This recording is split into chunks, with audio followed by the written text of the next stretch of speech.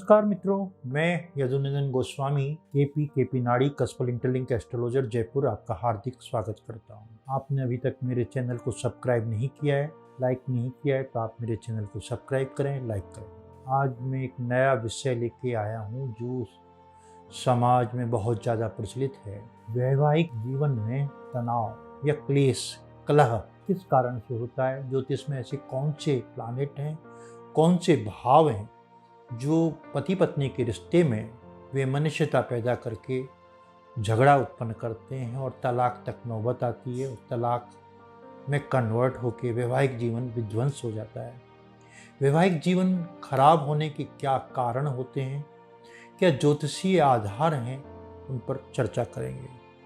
हर व्यक्ति जीवन में वैवाहिक जीवन सफल होने के लिए जीता है, लेकिन आज के स्वतंत्र और स्वच्छंद वातावरण में भारतीय परिवेश में यूरोपीय सभ्यता का कुछ छाया पड़ने लगी और उसका कुछ प्रभाव आने लगा है। जहां हम संयुक्त परिवार में रहते थे, बड़े भाई, छोटे भाई, बहन, माता पिता सबके साथ मिलकर रहते थे, संयुक्त परिवार जिसे कहते थे, उसमें वैवाहिक जीवन अच्छा रहता था।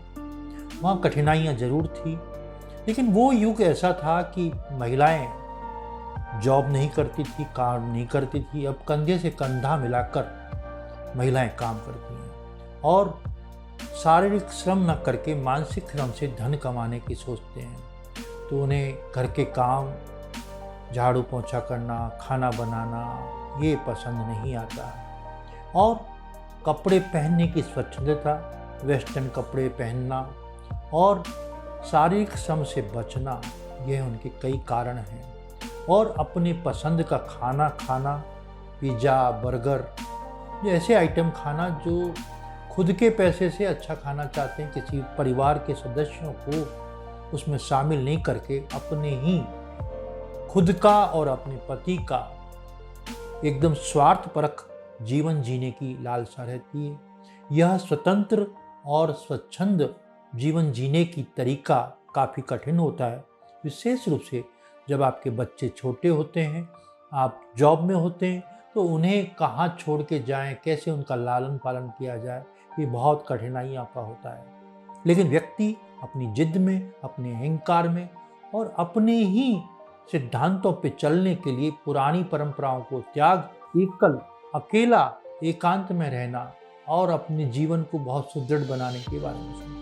लेकिन ऐसे क्या कारण है जिससे वैवाहिक जीवन में प्रभाव पड़ता है। अब हम सबसे पहले भावों की चर्चा करते हैं, कौन से भाव क्या होते हैं। एक व्यक्ति का लग्न होता है, जो जब जन्म होता है, जब पूर्व दिशा में जो राशि उदय होती है उसे लग्न कहते हैं। अब आपका लग्न कितना पावरफुल है, उससे आपके व्यक्तित्व का प्रभाव पड़ता है। अगर आपके लग्न में मंगल, राहु, शनि जैसे प्लानेट बैठे हैं, तो आपके स्वभाव में विशेष तरह का मंगल के होने पे आपका बोलने का अंदाज बड़ा कठोर हो जाता है, बहुत कठिन भाषा का प्रयोग करते हैं आप, गाली गलौज का भी प्रयोग करने लग जाते हैं, जिससे क्या होता है कि संयुक्त परिवार में जीना मुश्किल हो जाता है, क्योंकि सहन शक्ति आजकल के युग में खत्म हो गई है। तो व्यक्ति का लग्न अगर पाप ग्रहों से युक्त है, राहु, केतु, शनि, सूर्य, मंगल, इन प्लानेट से साथ में है, तो इनके युति है या लग्न को देख रहे हैं, तो उसके स्वभाव में कर्कश या खराबपना आ जाएगा,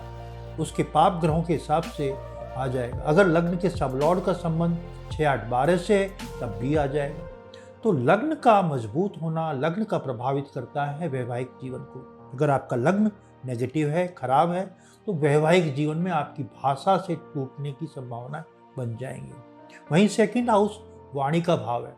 भाषा और कुटुंब के प्रति आप कितने लॉयल हैं, कुटुंब आपके प्रति कितना समर्पित है, हम सेकंड भाव से देखते हैं। अब सेकंड हाउस में गलत ग्रहों का प्रभाव होना, गलत भाषा का प्रयोग करना, आप बोल देंगे, सहन शक्ति कम होती है, आप कई बार बोलते नहीं है, बिना बोले भी आदमी की खराब रहता है, मन में अंदर जहर घुलता रहता है।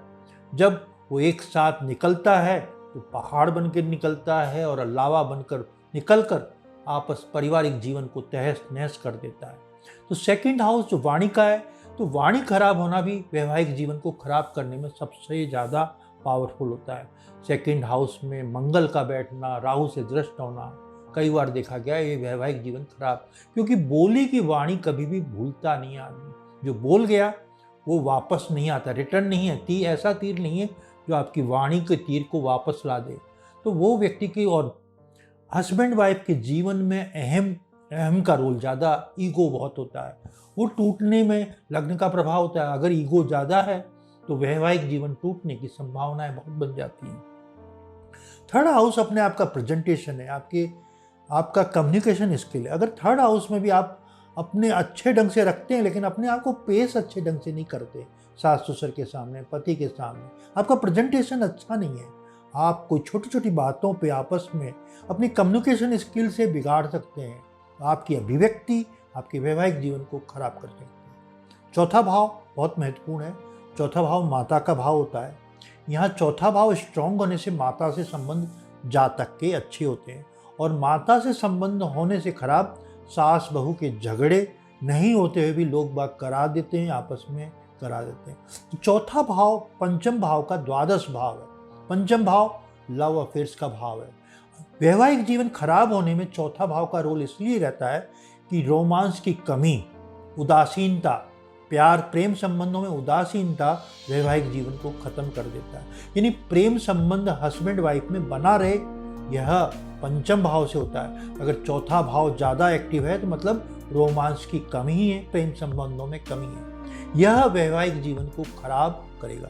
पंचम भाव प्रेम संबंधों का है, लव का है, बुद्धिमत्ता का है, संतान का है।